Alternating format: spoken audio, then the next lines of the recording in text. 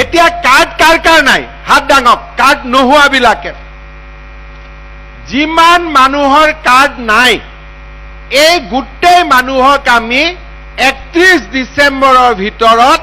আপোনালোকক আমি ration card দি দিম এনেকে মিটিং পাতি হবনে নাই তাৰ পিছত এই যে ৰেশন কাৰ্ড মই আপোনালোকক কলো যে নৰেন্দ্ৰ মোদী ডাঙৰীয়াই 5 কেজিকৈ চাউল দিয়ে অলপ ৰেশন কাৰ্ডৰ দোকানীয়ে কাটি কুটি ৰাখে মই ইহঁতক ঠিক কৰি দিম 5 কেজিয়ে হৈ যাব লাহে কৰি কিন্তু এইবাৰ ৰেশন কাৰ্ডৰ লাভ আছে কি যে আপোনালোকে যেতিয়া বেমাৰত পৰিব ভগৱানে কৰক বেমাৰ নহওক বেমাৰত পৰিলে আপোনালোকে সেই কাৰ্ডখন দেখুৱালে ৰেশন কাৰ্ডখন দেখুৱালে বছৰি 5 লাখ টকালৈকে মেডিকেলত আপোনালোকে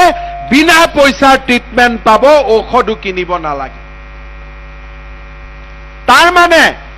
ৰেশন কাৰ্ডো আজিকালি 2 in 1 হৈ গল আগতে অকল ৰেশন কাৰ্ড দি চাউল ওলাইছিলে এতিয়া ৰেশন কাৰ্ড দি চাউলো পাব আৰু 5 লাখ টকালৈকে বছৰি বিনামূলীয়া চিকিৎসা কৰাৰো আপোনালোকে সুবিধা পাব সেই কাৰণে মই আমাৰ কোকৰাঝাৰ জিলাৰ আই মাতৃসকলক আৰু ৰাইজক কম যে আপোনালোকে যেনে তেনে চৰকাৰক ৰেশন কাৰ্ডৰ বাবে আবেদন কৰিব আমাৰ হাতত যথেষ্ট ৰেশন কাৰ্ড আছে আমি সকলো দুখীয়া মানুহক ৰেশন কাৰ্ড দিয়াৰ ব্যৱস্থা কৰিম শ্ৰদ্ধাৰ ৰাইজ আজি মই অত্যন্ত আনন্দিত যে চৰকাৰৰ মুখ্যমন্ত্ৰী হৈ থাকি লাভ নাথাকে যদি দুখীয়া দৰিদ্ৰ মানুহ